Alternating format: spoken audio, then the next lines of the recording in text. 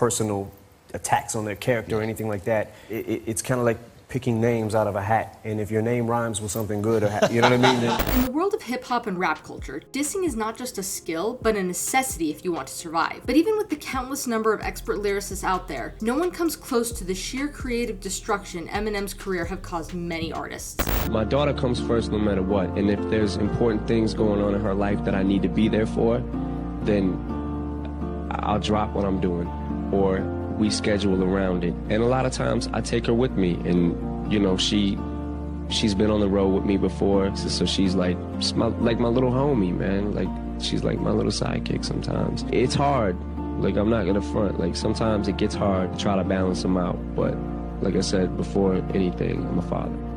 Although it's hard to say what exactly gets Marshall Bruce Mathers fired up, it is no secret that he loves his family, especially his daughters. And so, when rappers decide to take it a bit too far and go after them, you best believe that trouble is not too far. From hurting their feelings to straight up destroying their careers, Eminem has proven countless times that although he was just a kid from St. Joseph, Missouri, he was and still is a force to be reckoned with, and the people on this list had to learn that the hard way. From ended careers to long feuds, these are the rappers who Eminem destroyed for dissing his daughters. But before we dive in, be sure to like and subscribe to the channel for more trendy celebrity gossip. Trust me, it's gonna be a wild ride. When it comes to hip-hop, no one does it quite like Eminem.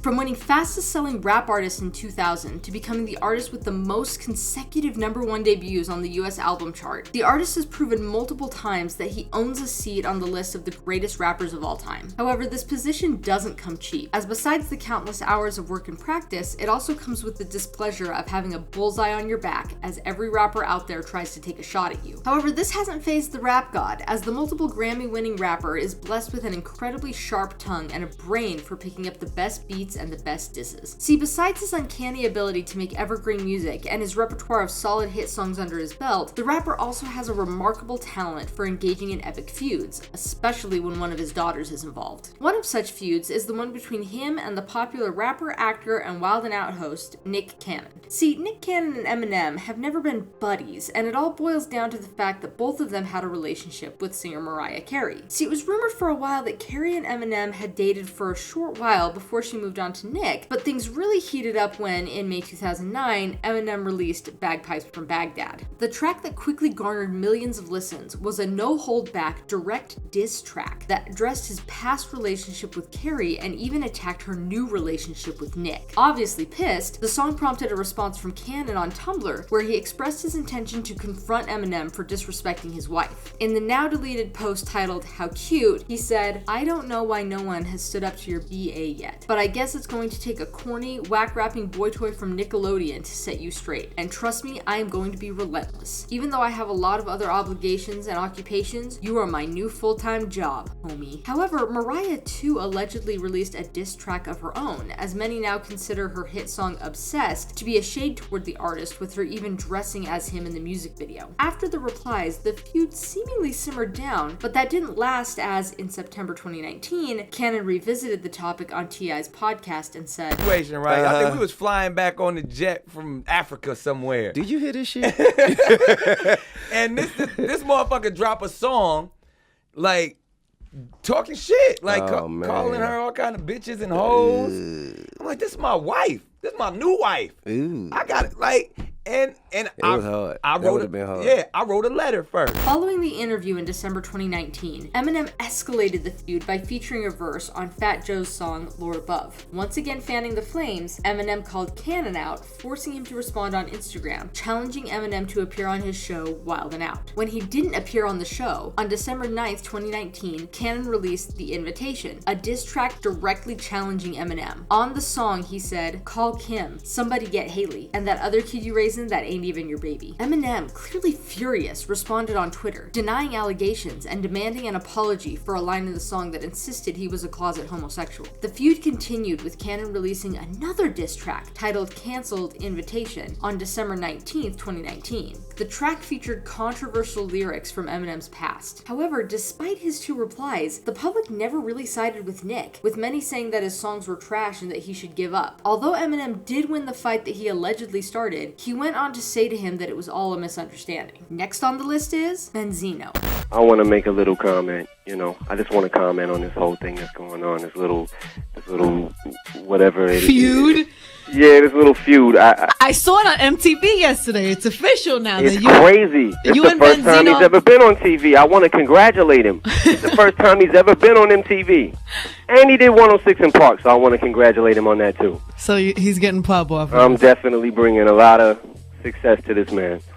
Born Raymond Leon Scott, Benzino was an entrepreneur and rapper who happened to be the co-founder of The Source magazine. The feud started in 2002 after Eminem had just dropped The Eminem Show. The album was making waves and getting stellar reviews from every magazine across the states, all except The Source magazine, which chose to score the album 4 stars out of 5. Eminem, clearly pissed by this, blamed Benzino for holding out that last star because of his race. Benzino, in response to the allegation, released a track called Pull Your Skirt Up, where he took shots at Eminem with words like, "The 2003 Vanilla Ice, how are you playing it? If you ask me, you really ain't that nice, you overrated." He also referenced Eminem's response to his album rating, saying, "You were unsigned hype before you ever met Dre. I birthed your little career, now you owe your life to Ray." He also rapped in the song I Don't Wanna, saying, "I don't care how many records you sold. You can't walk through the hood with the men in black. You disrespect your mom's B. You deserve a smack." This set the stage for a long-running beef that saw the release of some of the nastiest diss tracks that ultimately brought an end to Benzino's musical career. See, Eminem responded with 2 tracks of his own, namely Invasion, The Sauce, and the highly regarded Nail in the Coffin. In all 3 tracks, Eminem spat venom at Benzino with the clear intention of ending his career for good. Eminem dug in deep and teased Benzino's age, rapping ability, and business abilities. He said, "I would never claim to be Ray Benzino, an 83-year-old fake chino, so how can he hold me over some balcony without throwing his lower back out as soon as he goes to lift me?" Before Eminem released the fittingly titled Nail in the Coffin, it seemed like he had thoroughly dismantled and buried Benzino, putting an apparent end to their feud. However, Benzino attempted a comeback by dissing Hallie, Eminem's daughter. Eminem didn't take it lightly and responded with an even more forceful counterattack, targeting Benzino's reputation. In fact, Eminem's retaliation was so crazy that it earned him a coveted spot on the cover of XXL magazine. The next on the list is rapper Cannabis. Ring any bells? No? Maybe? And shit. What happened? Cannabis. I don't know what happened. Like, you talking about with me and him or his career? Because either one would be the same answer. Man, you and him, man. What sparked that? I mean, I'm surprised. That kind of came from nowhere. I don't know. He's like on some fag shit.